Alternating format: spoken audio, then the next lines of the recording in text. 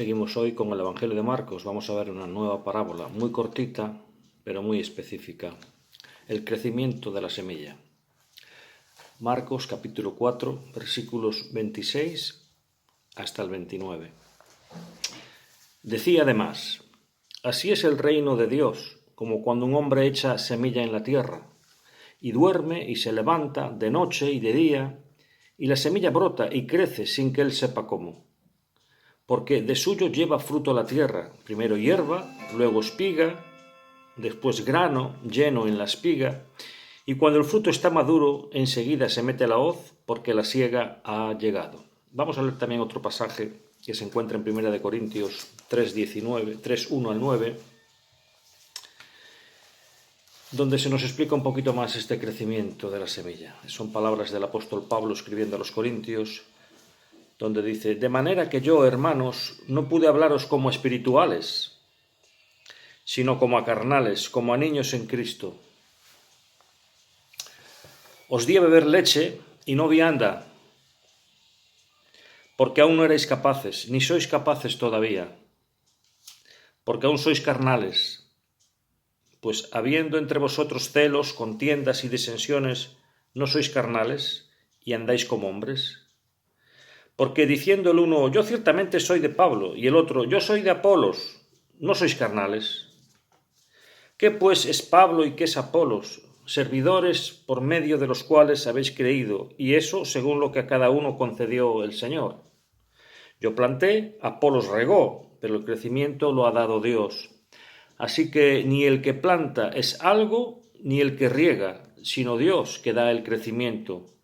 Y el que planta y el que riega son una misma cosa, aunque cada uno recibirá su recompensa conforme a su labor. Porque nosotros somos colaboradores de Dios y vosotros sois labranza de Dios, edificio de Dios.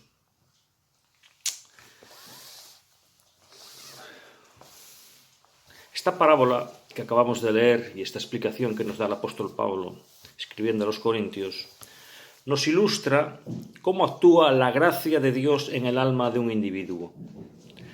Tanto en esta como en otras muchas parábolas de nuestro Señor Jesucristo debemos tener en mente con cuidado el alcance y el objeto de toda la historia y no hacer mucho hincapié en cuestiones secundarias.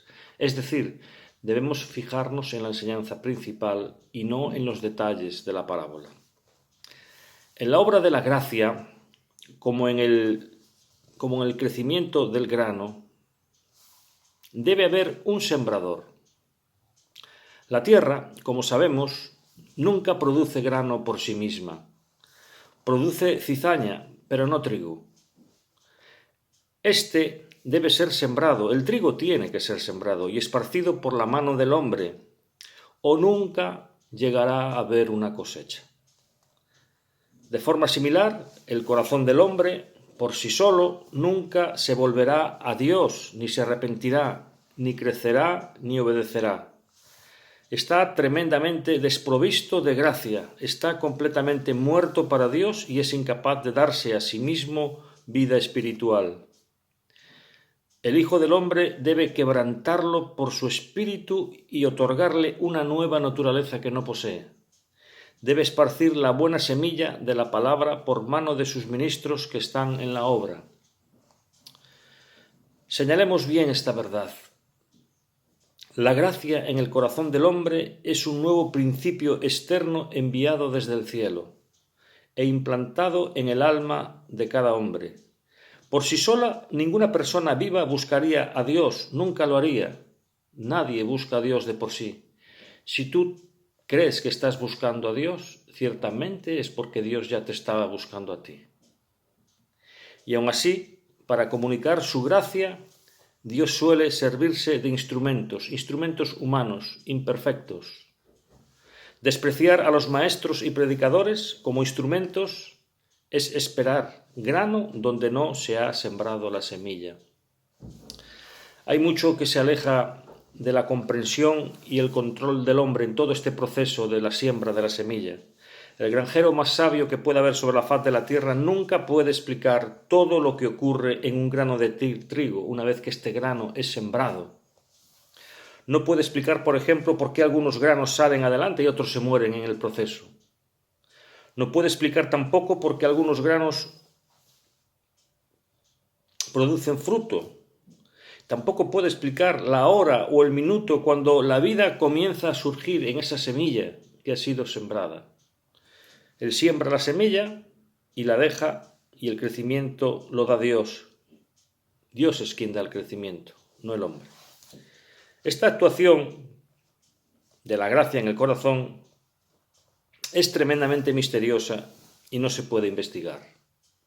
No podemos explicar, por ejemplo, por qué la palabra produce efectos en una persona dentro de una congregación y en otra que se sienta a su lado, domingo tras domingo, no produce el mismo efecto.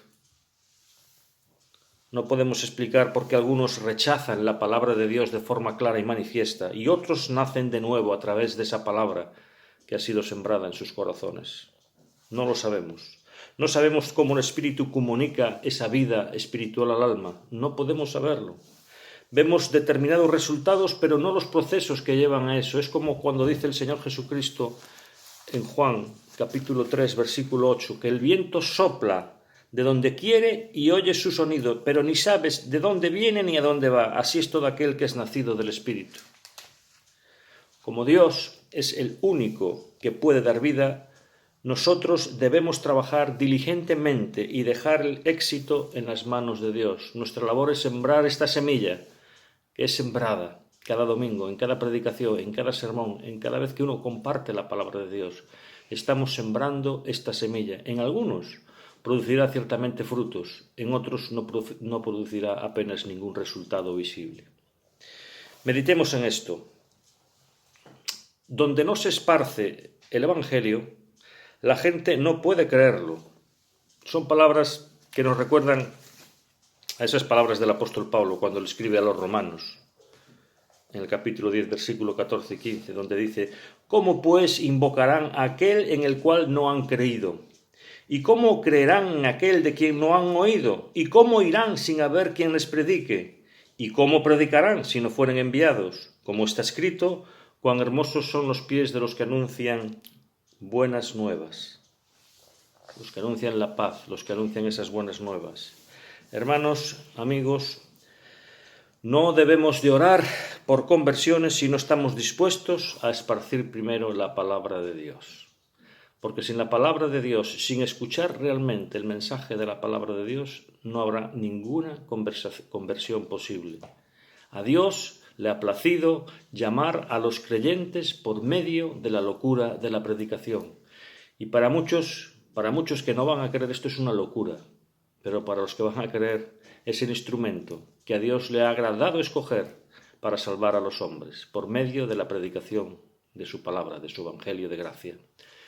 Que la gracia esté con vosotros y su bendición, hermanos. Que Dios os abra el entendimiento, que abra vuestro corazón, y aquellos que aún no han nacido de nuevo, que por medio de estas pequeñas reflexiones sea un principio para buscar más de Dios y poder entender y creer ese evangelio de salvación.